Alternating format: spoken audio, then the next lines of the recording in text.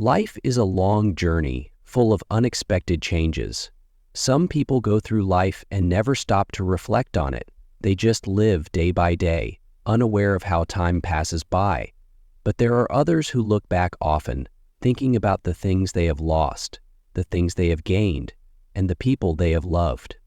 This is the story of a man who spent his life loving and losing, and who found himself living in the memories of his past. The man had lived a long life, filled with many happy moments and many sad ones. He had been married to Sarah for over 50 years, and their life together was full of joy. They had raised children, built a home, and shared many wonderful years together. But as time went on, Sarah became ill. The illness slowly took her away from him, and he watched as the love of his life became weaker and weaker. It was a painful process, watching the woman he loved fade away, and it was something that he would never forget. As Sarah's illness took over, the man found himself spending more and more time alone. His children had grown up and moved out, and they were busy with their own lives. He felt the house becoming quieter and quieter as the days went by. The laughter that had once filled the rooms was now replaced with silence. The old man missed Sarah deeply, and every day was a reminder of her absence. But even though Sarah was gone, the memories of her remained, and these memories were what kept him going. After Sarah's passing, the man was left with nothing but memories. He had spent so many years with her that it was hard to imagine life without her. The house that they had built together seemed empty now, and the man often found himself wandering through the rooms, remembering all the happy times they had shared. He would sit in the living room where they had spent so many evenings together, thinking about how life had been before the illness took over. He missed the sound of Sarah's voice, the way she used to laugh, and the way she would smile at him from across the room. But life goes on, and the man had to find a way to keep living without Sarah.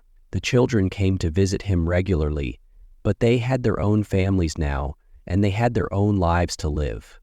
The man was grateful for the visits, but he couldn't help feeling the emptiness that came with being alone. His world had changed so much, and it felt as though the world was moving on without him. One day, the children told him that they had decided to move him to a nursing home. They explained that it would be better for him there, that he would have company and care, and that he wouldn't be so lonely. The man wasn't sure what to think about it. He had lived in the same house for so many years, and the idea of leaving it behind was difficult. But he knew that he couldn't stay there forever. The house was too quiet, too full of memories that hurt too much to bear. So he agreed to go to the nursing home. At first, the nursing home was strange to him. It was a new place, full of new people, and everything felt unfamiliar. But over time, he began to settle in. He made friends with the other residents, and he found comfort in the routines of the nursing home. He began to enjoy the simple things, like sitting in the garden and watching the birds, or playing cards with his new friends. But even though he had new people around him, he still missed Sarah. The memories of their life together never left him, and they continued to haunt him, even in this new place. The days went by, and the man found himself reflecting more and more on his life. He thought about the years he had spent with Sarah, about the children they had raised together, and about the moments that had defined their lives. He remembered the good times, the times when they had laughed and celebrated, but he also remembered the difficult times, the times when they had struggled and faced challenges. Through it all, the man realized that life wasn't just about the happy moments. It was also about the hard times, the struggles, and the losses. All of these things had shaped him into the person he had become. One day, as the man sat in the nursing home garden, he was approached by a little boy. The boy was playing with a ball, and he came over to the man and asked if he wanted to play. The man smiled and said that he was too old to play, but the boy insisted. The boy's energy and enthusiasm reminded the man of his own children when they were young. The boy asked the man about his life, and the man began to tell him stories about his past. He told the boy about Sarah, about the children, and about the life he had lived. As he spoke, the man realized how much he missed those days. He missed the laughter, the joy, and the love that had once filled his life. And for a brief moment, the memories of the past seemed to come alive again. The boy listened to the man's stories with interest, and the man found himself enjoying the conversation. It was a small thing, but it reminded him that even in the twilight years of life, there could still be moments of connection, moments of joy, and moments of remembering. The man smiled as the boy ran off to play, and for the first time in a long time, he felt a sense of peace.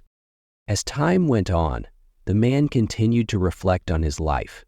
He thought about all the people he had loved, about all the memories he had made, and about all the lessons he had learned.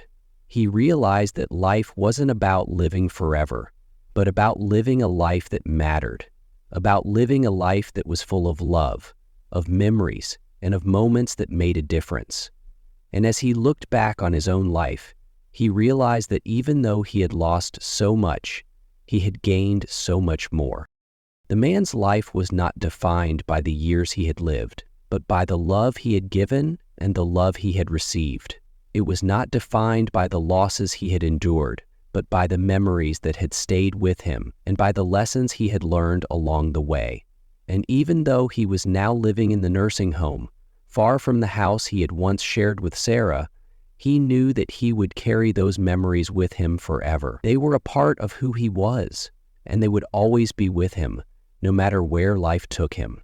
As the days turned into weeks and the weeks turned into months, the man found a new sense of purpose.